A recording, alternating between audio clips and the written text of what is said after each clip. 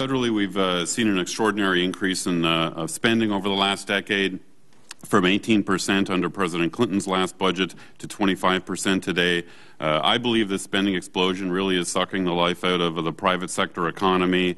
And the real problem I see is that the United States is no longer really a small government country. In my testimony, I've got OECD data showing that total federal, state, local spending in the United States is now 42%. We used to be about 10 percentage points smaller than the average OECD country in terms of spending. Over the last decade, that gap has closed to just 5%. So, you know, I think historically our uniquely high living standards in this country were built partly on our relatively smaller government. And I think we are really risking becoming sort of just another stagnant welfare state in the years ahead, which I think is mainly going to result in less opportunities and higher tax burdens for young people. So we need to cut spending. Obama's Fiscal Commission, of course, had lots of great spending cut ideas. And I know, Chairman, you've been a real supporter of that report, as I am. I've put together all kinds of spending cut ideas at Cato's website, downsizinggovernment.org. And here's the thing that really strikes me is that other countries have cut spending when they've got into crisis. We see cuts in the UK right now. And I think Canadian reforms in the mid-1990s are a real model that we can look at. In the mid-90s, Canadian government spending was up to 53% of GDP. Their debt was exploding. Then their Liberal government really changed course, and they chopped spending from their federal budget 10% in 2 years, which would be like us chopping $370 billion in just 2 years. Then they held spending flat for a number of years after that. The result was dramatic. The Canadian economy. What years? Yeah. I apologize for stopping you. No, that's fine. This is very interesting to us. We were talking about this actually in the committee yesterday. Canada, with respect to a VAT, because they imposed a VAT at 7%, actually have reduced it to 5%. Right. And during this period, brought their debt as a share of GDP down from over 100%, 101% of GDP, down to 69%. So it was this combination of revenue and spending cuts, and the spending cuts were quite tough, were they not?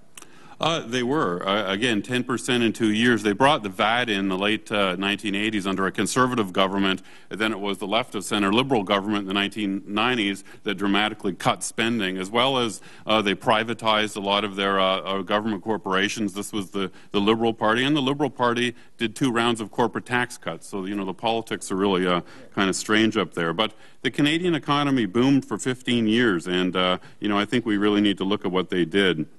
Let me switch over to state and local budgets for a couple of minutes, and my views will, I think, contrast pretty sharply with Ray's, I think. There have been a lot of horror stories in the papers over the last couple of years about how states are in a crisis and drastically slashing their budgets. And it is true, on the state general fund budgets have been cut, you know, pretty substantially in 2009, 2010, although they are growing again. But if you look at total state and local spending in Bureau of Economic Analysis data, it was never cut. Total state and local spending, according to the BEA, rose 55% between 2000 and 2008. Then it was flat for 2009. Now it's growing again, 2010, 2011. So I don't. Yes. I apologize. I just want to make sure I understand. You're talking now all states?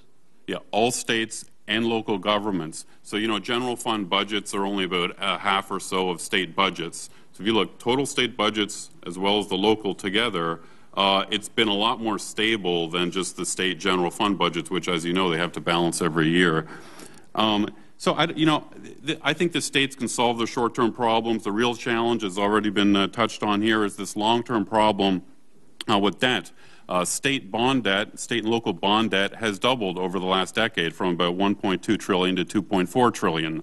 Unfunded pension liabilities, you know, depending on how, you know, what these the accounting assumptions here are $3 trillion or so. On top of that, as you probably know, there's the problem of unfunded retiree health plans in the states, which I think is about another $1.5 trillion problem on top of the pension problem. And I agree with these comments that, and this is something I think the media often misses, these problems vary dramatically by state. So if you look at bond debt, you get states like Massachusetts that have very high bond debt. Other states like Nebraska have virtually no bond debt. I mean, Nebraska funds... Let's talk about North Dakota. I should have brought the North Dakota numbers. I don't know off the top of my head. Maybe you know, but... Very low. Right, and so a lot of states, they rely on their capital budgets rely on pay-as-you-go financing more than issuing debt. Pension debt, according to figures by economist Andrew Biggs, vary from 11% of GDP, again in Nebraska, up to 49% in Ohio.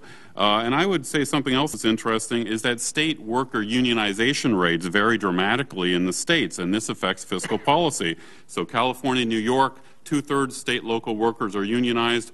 Other states like Virginia and North Carolina, they do not have unionization in their public sectors. So this affects fiscal policy because I think unions can affect the flexibility of managers to cut costs and make needed reforms. So I think, the upshot here is that the states have taken widely divergent paths, which, is okay. We've got a federal system. I wish the poorly managed states would learn more from the well-managed states. But ultimately, I think, the states should be left to solve their own problems. I don't believe in federal bailouts because I think that's unfair to the frugal states. But I must say I also don't favor this idea that's been talked about in the last couple of months about a new federal statute for state government bankruptcy that some conservatives have been pushing. I think that's interference in state local affairs that we don't really need. I think the states have the tools at their disposal to solve their own problems without that sort of intervention. And so that's all my comments, and thanks again. Thank you.